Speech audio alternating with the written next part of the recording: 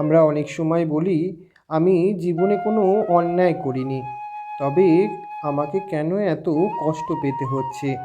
এর প্রশ্নের উত্তর কী? উত্তরটি হচ্ছে, আমি জীবনে কোনো প্রকারের অন্যায় করিনি, আমি কারোর কোনো ক্ষতি করিনি, আমি সম্পূর্ণ নির্দোষ। আমাদের এই ধরনের কথা পাগলের প্রলাপ ছাড়া আর কিছুই নয়।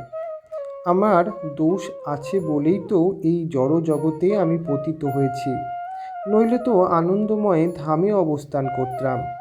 শাস্ত্রে বলে, যেই মাত্র জীব কৃষ্ণ ভুলে গেল, সেই দোষে মায়া তারে গলায় বাঁধিল। আমার দোষ আছে বলেই তো এই জগতে পড়েছি। এই জগতে প্রতি পদেই পাপাচার হচ্ছে, জ্ঞাতে বা অজ্ঞাতে অসংখ্য অন্যায় হচ্ছে। কত শত পিপীলিকা পায়ের তলায় পিষ্ট করছি, কত শত ক্ষুদ্র প্রাণী আমার শ্বাসকার্যের সময় হত্যা করছি, আগুন জ্বালিয়ে বহু প্রাণী দাহ করছি। কত লোক আমার দ্বারা উদ্বিগ্ন হচ্ছে, কত কথা ভুল বোঝাবুঝি করে অন্যের অশান্তির কারণ হচ্ছে।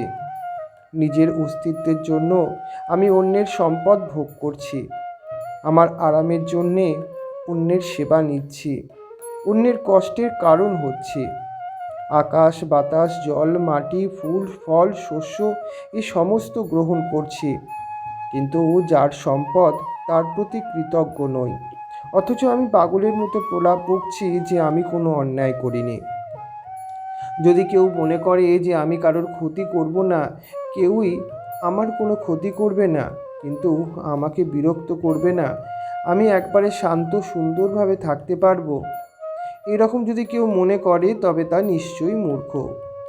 এই জগৎ সংসার সম্বন্ধে ভগবান বলেছেন, দুঃখালয়ম অশস্যতম, মানে উদ্বেগ আঘাত ব্যাঘাতপূর্ণ এই জগৎ, দুঃখময় কুণ্ঠাময় জগতে বাস করে কেউ যদি শান্তি সুখ বিকুণ্ঠ পাওয়ার আশা করে, তবে সে অবশ্যই গণ্ডমূর্খ।